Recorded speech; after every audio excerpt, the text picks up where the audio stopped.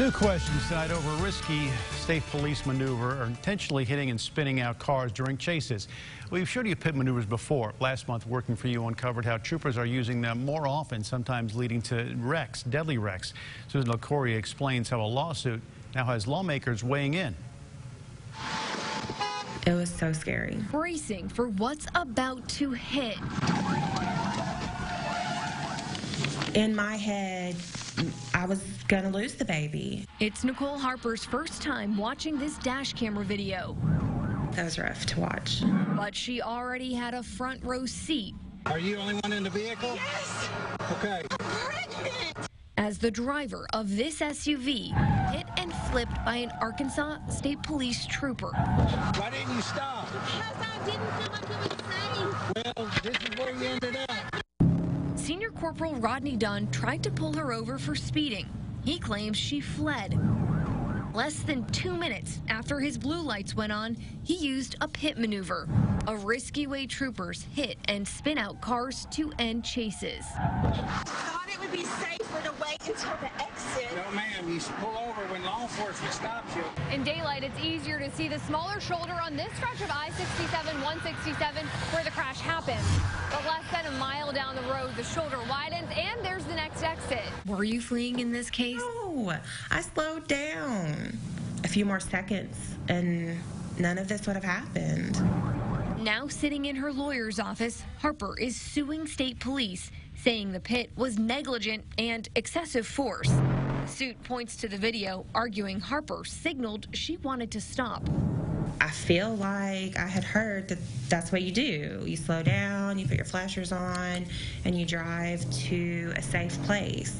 Turns out that's textbook, according to state police's driver license study guide. Under what to do when you're stopped, number 1 says to use emergency flashers to indicate to the officer that you are seeking a safe place to stop. No, we don't anticipate vehicles rolling over, nor do we want that to happen. All you had to do was slow down and stop. I did slow down. I turned on my hazards. I thought I was doing the right thing. Pits are becoming more common with state police. Our recent investigation uncovered state police attempted or used pits on at least 144 drivers last year. That's almost double compared to the year before. During those pits, 3 people were killed. 1 was a passenger.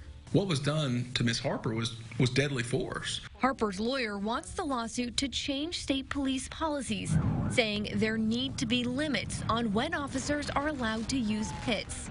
There was a less dangerous and more safe avenue that could have been taken before flipping her vehicle and make it bounce off a concrete barrier going 60 miles an hour.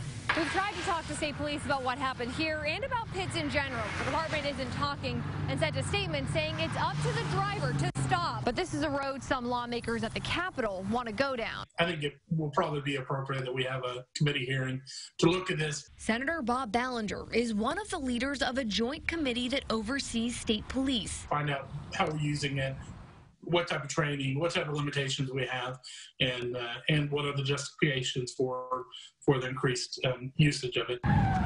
We showed him what happened to Harper. The facts you reported, it seems like that it was highly inappropriate to utilize the pit maneuver there. He wants answers from state police and a full picture of what's going on. At this point, I don't know if state police is not doing everything correct. But at the same time, we don't want to kill them for running a red light or for fleeing, for that matter, if we can avoid doing that. Other lawmakers on the committee say troopers shouldn't be questioned. At the end of the day, when somebody is fleeing, I will never question the method a police officer uses to stop them. I don't care if it's 60 miles an hour. I don't care if it's 100 miles an hour. I want them stopped as soon as possible and taken off our streets. Harper doesn't need to see the video to keep replaying what happened. What if I had kids in the car? I mean, he wouldn't have known. Did that matter? Wondering if this is how things had to end. What was going through his head? What made him think this was okay? Can you get out?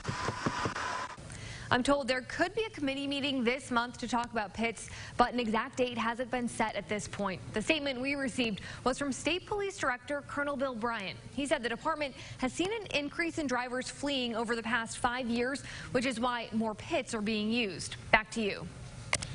You can read the full statement from State Police by going to our website, KARK.com, and see all of our coverage on pit maneuvers. If you have something you'd like Susan to investigate, call the number on your screen or email us at workingforyou@KARK.com.